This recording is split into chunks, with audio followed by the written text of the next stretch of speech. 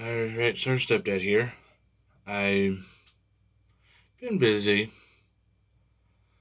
I came across something I saw while watching Jacksepticeye about YouTube having some issues with equally enforcing certain aspects of their algorithm. In my opinion, why certain people get certain things over other people is because of the amount of money YouTube makes off of the creators. Like, he was talking about age restrictions. Smaller creators probably will get some age restrictions quicker than larger creators because YouTube probably wants that money from them. Wants that little extra money. Can I say that's 100% right? No, but that's just what I feel like the answer is. But besides that, I've been trying to think of things to do with my son. I mean, I don't know, most of you know that he is actually my actual first child, and actually, my first child, my wife's first boy child, and we're just doing the best we can to make sure we raise him the way we see fit. Um, which is respecting everyone, respecting those that treat him with respect, at least some form of respect. But if they're going to treat him like garbage, he doesn't have to treat them nicely.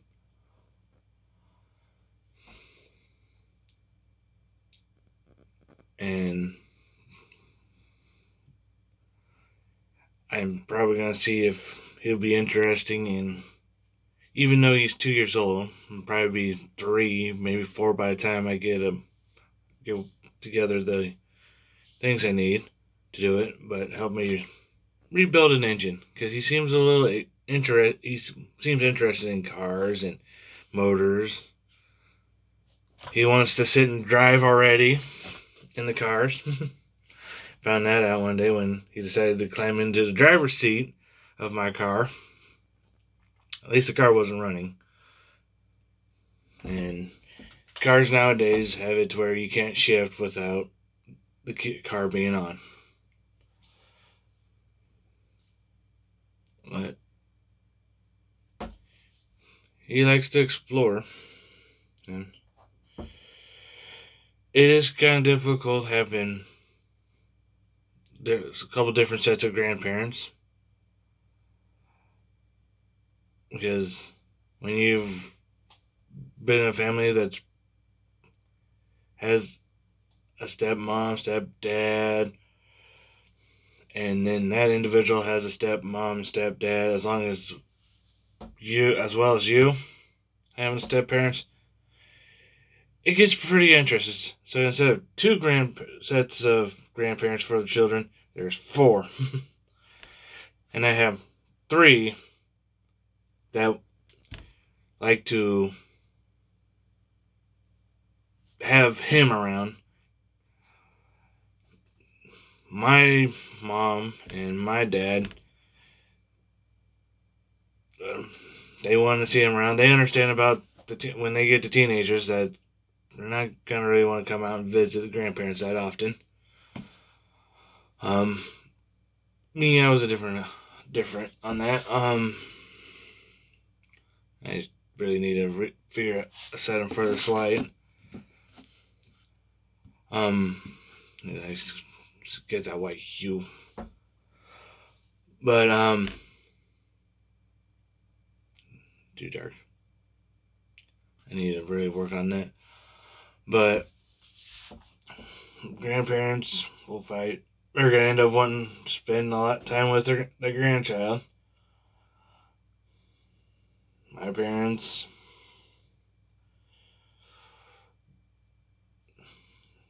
really don't fight, but they really, every time I take them out, and it's been a long time that since they've actually seen him,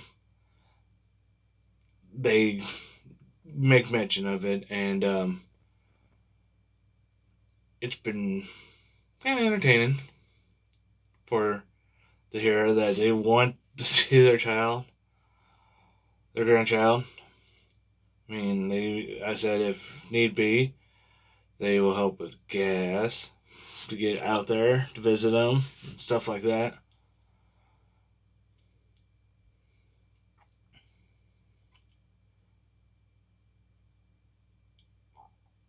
And but he went out there and had fun. I mean,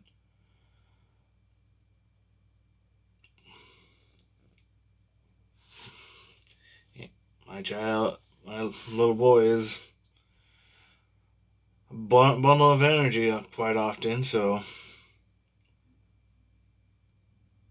you got a lot to deal with, especially when it comes to night. Past few nights, well, the past few weeks, there's been nights where he'll be up till 2 o'clock in the morning, or he'll wake up at 2 o'clock in the morning and be up for a good chunk of the morning, which results in issues on sleep, especially those of us that get up roughly about 5:30 during the work week to get ready to go to work.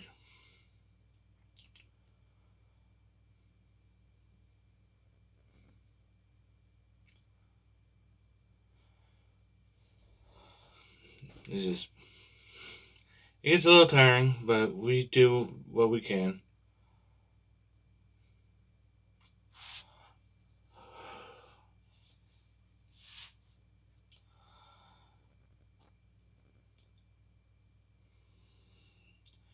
The other kids are still having little struggles here and there with them. The oldest is working towards finding a job.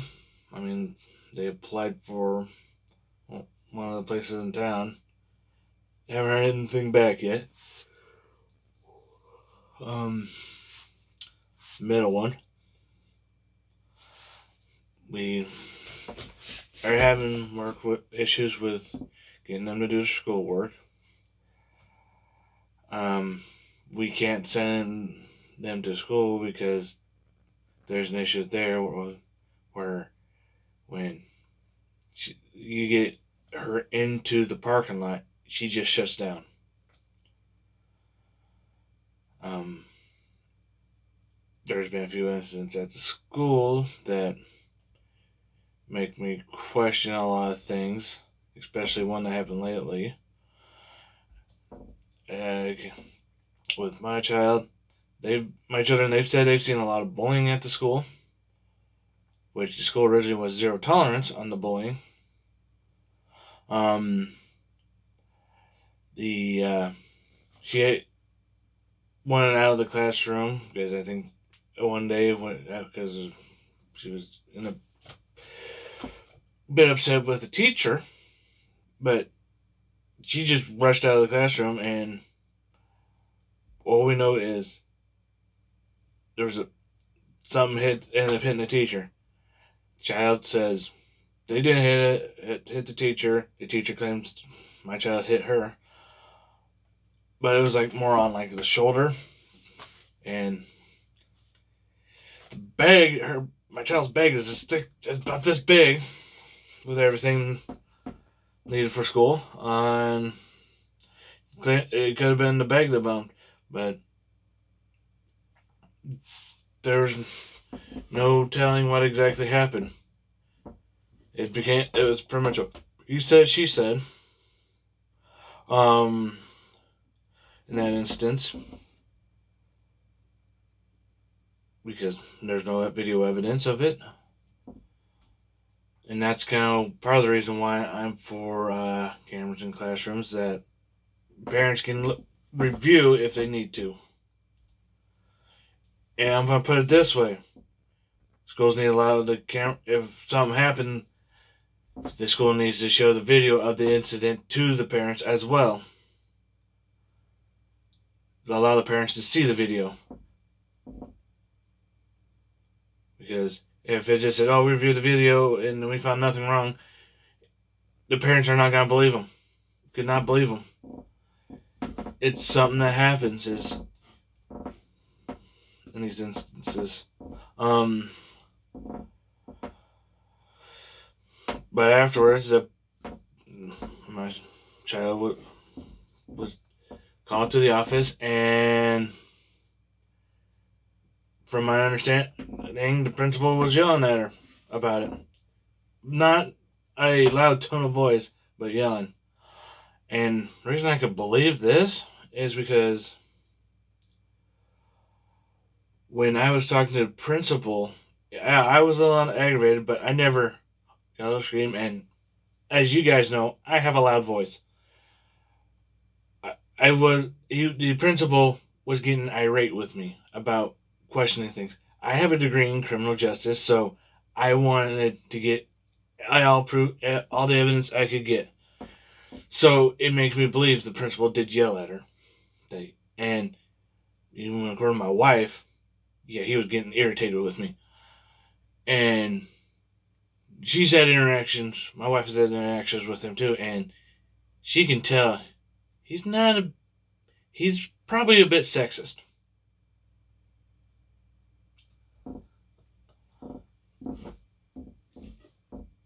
But here recently, one of my kids' friends and the family's friends of ours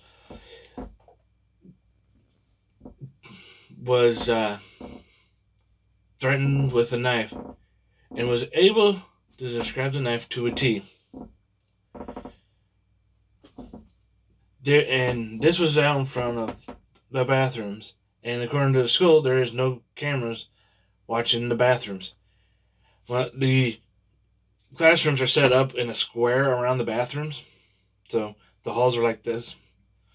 It goes this way and then this way. So you got classrooms up here and along here. And you got the bathrooms right here. No. But they got cameras in this hall, but not this hall.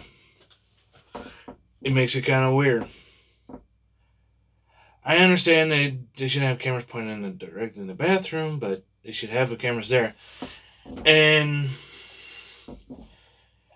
this scene also shows that the school probably is not enforcing their zero tolerance policy at all. Because I think I even heard the teacher say, oh, you didn't have it pulled on because you're black. That is a racist thing to say. Okay? And if it was because of that issue, because it was a race thing, then yes, it is racist. But a teacher saying because a student's black, that means this teacher probably is a bit racist.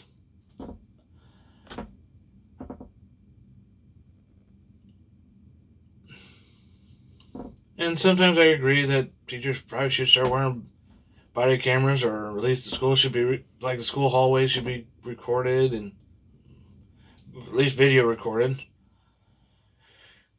Getting these video recordings in these classrooms and stuff is ways to provide evidence if a teacher does wrongdoing, or if a student is in the wrong. It protects both.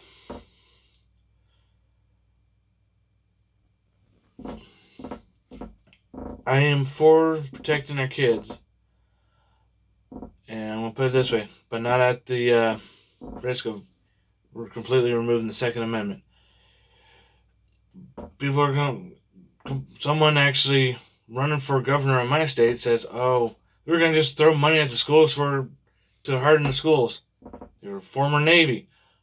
I'm thinking, Your former Navy, but okay, you don't want to make sure the schools are a hard target, but you want them a soft target. And from my understanding, that's what happened at Uvalde. Is Uvalde was a soft target because the person was able to get into a classroom. I'm not going into further details, but my kid's school, they have the wire in the glass to make it harder to get bus to break through it. They have drills. The classroom doors lock, and most of a lot of that was when I was there. They have updated the high school to where yeah during they have you only have access to the go into the office now, but when I was going there, it was just steel doors that was unlocked. But of course, it's a small town. But they changed it now. They've got two sets of doors, so they can lock the second set of doors to keep anyone from getting inside the actual school building. Which also they moved the office to that area from where it was.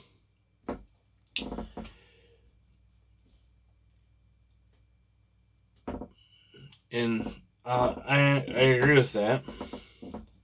That yes, making a school a harder target to get into is better to the is a not good way to go. Because even in when the very first massive school shooting that was publicized was Columbine, and they were using pistols and shotguns. They also had makeshift pipe bombs.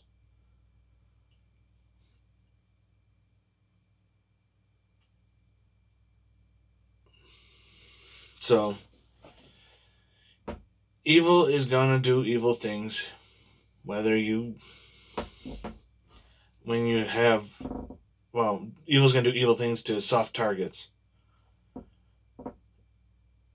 And the softest target I know is an unsecured, gun free labeled zone.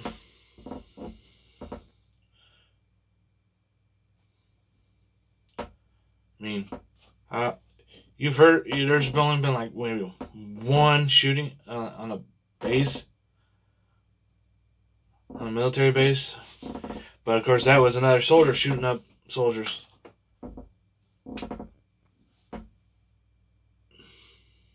How often do you hear of police stations getting shot up? City halls getting shot up? Not very. I haven't heard of it really that I can recall that happened recently. That's because the police station, the officers are armed, and a lot of city halls, like the larger ones, will have armed security.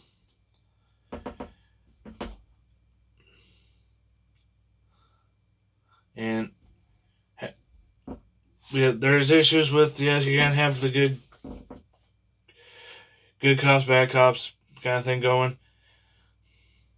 Demonizing the good cops over the actions of the bad cops it seems that how it always happens. And that's why you lose a lot of good cops in these cities, is because the good cops are being treated really bad and they just decide to leave. I could make a